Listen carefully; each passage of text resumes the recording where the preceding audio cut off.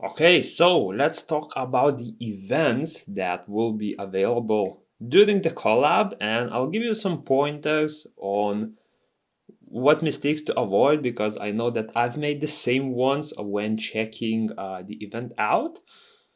There are a lot of these banners for the event, but when you dumb it down, it's actually not that many events. It's like one event with different quests, and there is one subjugation battle. Not subjugation, what is called rupture, right? And there is also a guild raid, but other than that, there's actually not a lot of content in this event as far as uh, stuff that isn't new monsters goes. So, okay, first of all, the One Munch collab characters arrive in Chronicles. This one is super simple.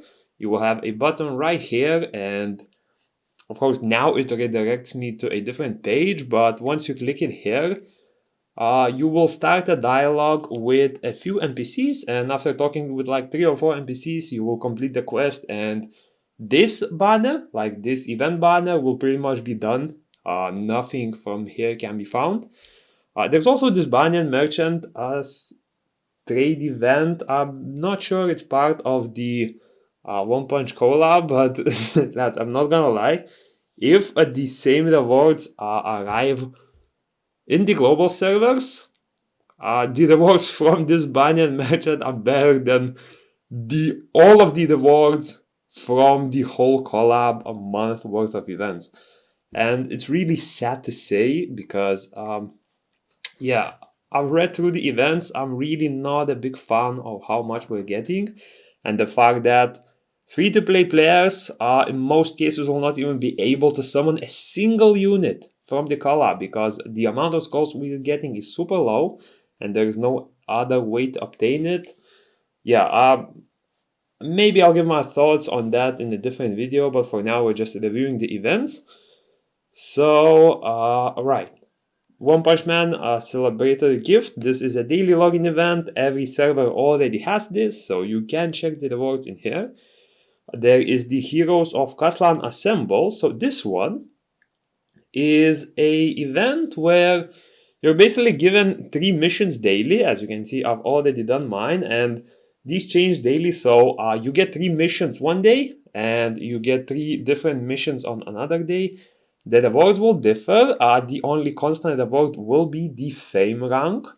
And yeah, I have a pre-recorded video from yesterday. So basically, whenever you enter one of the NPCs, you will see 3 choices. There is easy, normal, and hard. Keep in mind that these are only one dungeon per NPC. So if you do choose easy, you will no longer have the ability to choose normal or hard. So I always recommend starting with the hard mode, as the amount of fame you get will be the same, but the amount of normal rewards will differ. So I do recommend trying out hard. Even if you lose, you are able to attempt the same difficulty infinite times, or you can attempt a bit of an easier one if you see that you're really far from completing it. Easy, personally, I don't think anyone should choose because the difficulty of the normal level, my account is like summoner is level 28. I have 80,000 power, and I was able to do the normal difficulty on manual mode pretty easily. So I would say it's definitely not too difficult for majority of the players to complete the normal mode. For hard mode, unfortunately, my alt was not able to get anywhere near completing, as the mobs do quite a bit of damage. And yeah, I believe I attempted the... Yeah, so as you can see, I entered the easy mode. Easy is way too easy for anyone. This is a level 28 summoner. It has like, what, 2 weapons, no accessories or anything like that. This was a complete wipe. And this is a normal mode of the dungeon, so the second difficulty. This one was completable on manual, however, it was kind of close in a few moments, so I think most people should start with this even if they are super early and move on to hard mode when they are able to. In my opinion, don't go for easy. If you're not able to complete even normal mode, what you can do is actually hold up on this event, simply stack the entries, because the good thing about this event is Even if you do not complete the quest from the previous day, they will stack on to the next day, meaning that you can complete the 3 ones from the first day, even it's like day 10 of the event. You complete the 3 ones from the first day and you will instantly unlock the quests for the next day. And that way you are able to stack them up and complete once you are stronger. So yeah, definitely don't go easy mode. Start with hard. If you're not able to do hard in a few times, go for the normal mode and work your way through there. And now going over to the next event, as once you complete these quests, you will get these items called fame. And with this fame, you basically have 8 reward pages in the next event banner. And these will allow you to basically exchange for some rewards from the event page. Again, spoiler alert, these rewards aren't that good. Like, they're really not that good when you compare it to other events that we've had.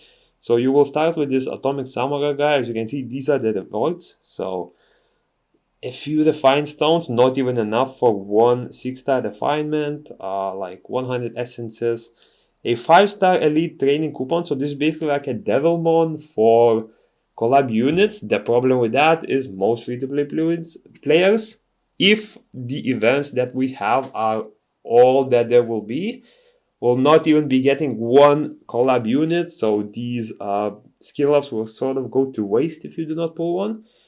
But yeah, these are the rewards, and you move on to different event pages and you will get plenty of rewards. As you can see, there are quite a bit of these 5-star Devilmons, so if you want to make use of them, you will need to summon a collab Nat 5, but there is a good chance that you may not even summon one. So yeah,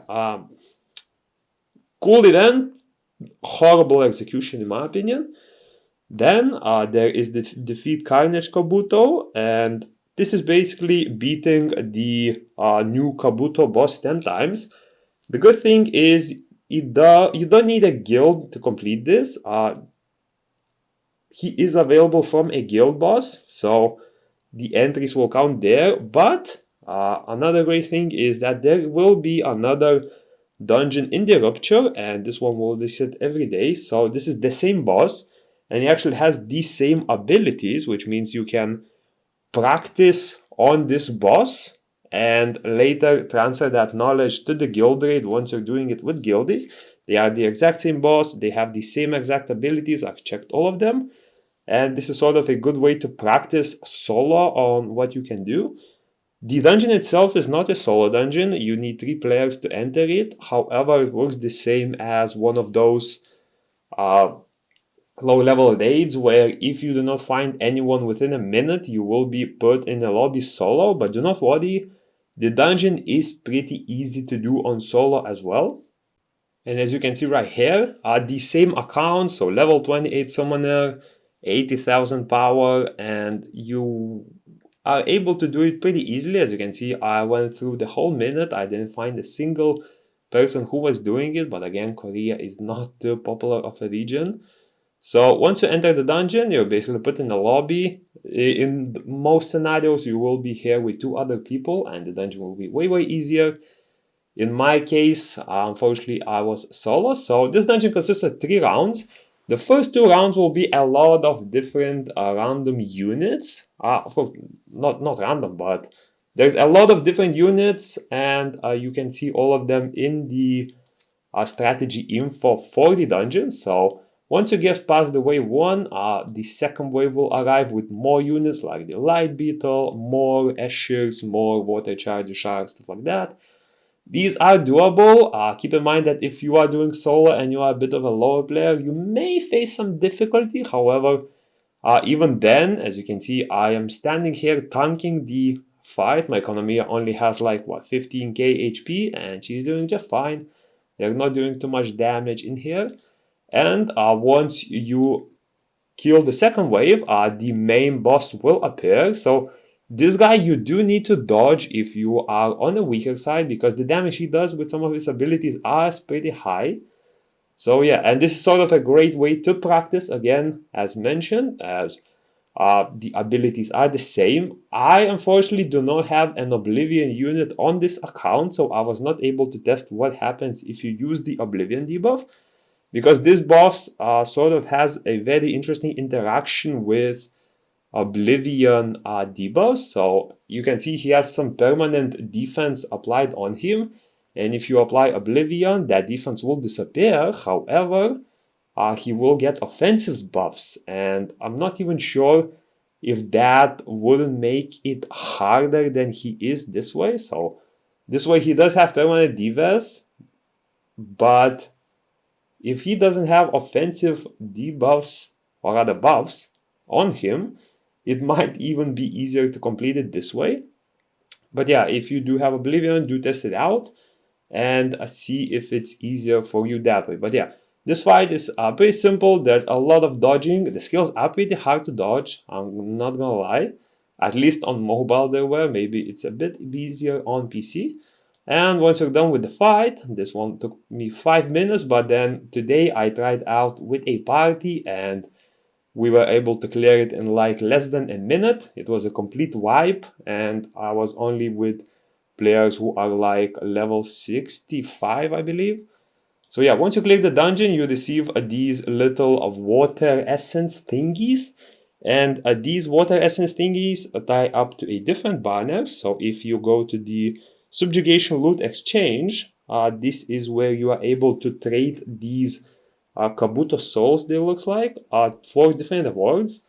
Again, I've checked the rewards, they're not too amazing. And first of all, I recommend not rushing in picking any of the rewards until the very few last days of the event, because the main thing you want to be going for are the 5-star elite training tickets. However, if you do not get any collab units, these tickets will be sort of useless. So wait until the last few days, see if you are able to get a Nat 5 collab unit. If you haven't, I do recommend going for different awards. So the 4-star training ticket will be a decent purchase. However, I personally, after looking through all of these, would probably go for Sky Stones as they have the most value. Definitely don't go for Rainbow Mons. Definitely don't go for the Fine Stones as the amount you get here is pretty low compared to other sources that you get. Definitely don't go for these because these do have a chance to drop green books, and you best believe they will most likely be dropping green or blue tier books from these. And essences, it's a lot of essence, but again, later on in the game, that essence will become sort of useless and you will have thousands upon thousands of them. So personally, I would recommend going for Sky Stones if you do not get a Nat 5, but if you do, definitely go for all the Nat 5 skill ups that you are able to get from here. And then the last event banner is the Uninvited Guild Quest. This is sort of participating in the guild boss. So every entry you go into the new guild boss will add 1 participation, and you will need to do 4 of them in order to claim all of the rewards. Keep in mind that you only get 1 participation per level instead of 2 that you get for guild raid. As you can see, available entries, I used 1 and that's it. You are not able to enter this. So don't make a mistake and let your guildies tap the lower levels for the rewards, because if you don't have any more people left to actually complete the raid, you will not even be able to move on to level 2 and further, and you will not be able to complete the guild raid at all. So yeah, make sure to not make a mistake and enter by yourself if you are not confident that your guild is able to beat the dungeon that way. And yeah, apart from that, that's really it as far as the events goes. I do hope there will be some extra events coming soon, because I saw there was a event teased. However, that event only had rewards listed without any elite scrolls. So I'm a bit worried about that, as I've calculated all the elite scrolls you get as a free-to-play, and I came up to a total of 60. And yes, you do need 200 of them to make a banner, and with 60 scrolls, you are only getting on average a 24% chance to get a nat 5 collab unit. It's even lower if you use those whole calculations for getting a single nat 5. On average, of course, there is a chance that you might get 2, you might get 3, or even more. So if you calculate those in, there's a good chance you're gonna get a nat 5 like 24% of the time. And this sort of leaves like 80% of the player base without a single collab nat 5 unit.